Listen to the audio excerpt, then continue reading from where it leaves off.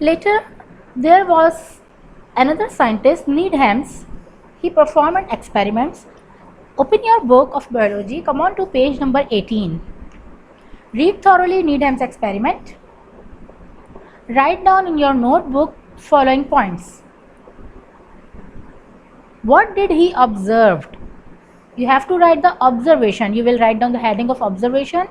Read thoroughly the experiment, and what Needham observed you have to write. What experiment did he perform? Write down the steps of experiment. Also draw the figure from page 19. What was the result of his experiment? You will write the heading of result and mention what result he has given. Did his experiment support biogenesis or abiogenesis? Okay, I think it will be clear to you, and you can write down all the question answers in your notebook. Later, there is another scientist, Pasteur, who did experiment. In 1864, performed the experiment in front of the commission formed of noted biologists to support biogenesis. He supported biogenesis. This is the apparatus he used, flask with a S-shaped neck.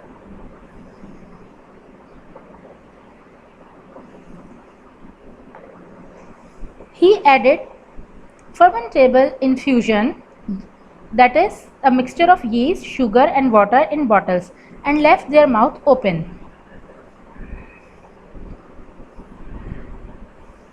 The yeast infusion were boiled in the flask and let steam released out of the neck of each flask.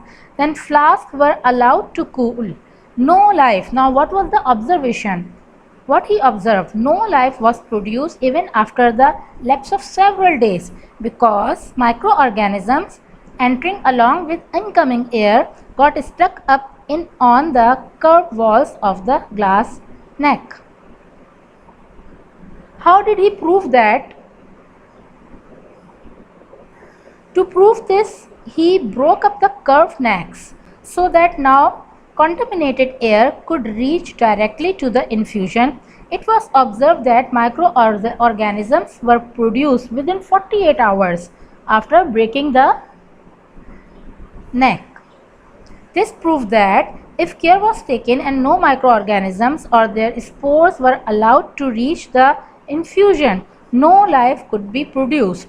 He rejected spontaneous generation and he supported biogenesis. Also, commission decided in favor of biogenesis. So here we completed the topic abiogenesis and biogenesis. Now next is concept of chemical and organic evolution. In the beginning it was thought the first life form was a sphere of naked protein or RNA and was capable of making its copies. It means it was capable to reproduce. At some stage, a membrane assembled around the sphere, giving rise to the first cell. And from this, it was thought from this first cell, all other generations come. What is biological evolution or chemical evolution?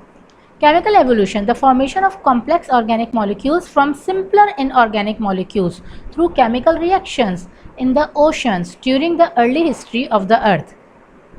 The first step in the development of life on this planet.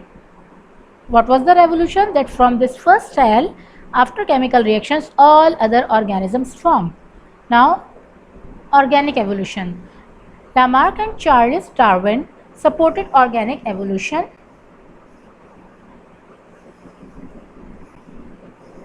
They argued that new forms of life must have arisen from older ones through variations, and that it was something in the process of heredity which was responsible for variations.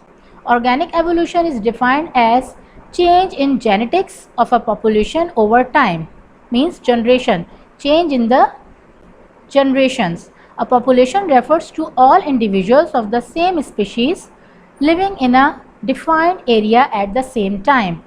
So here we completed our chapter. This is your homework. Give contribution of following scientists: Galileo, Gregor John Mendel, Louis Pasteur, E. Jenner, William Harvey,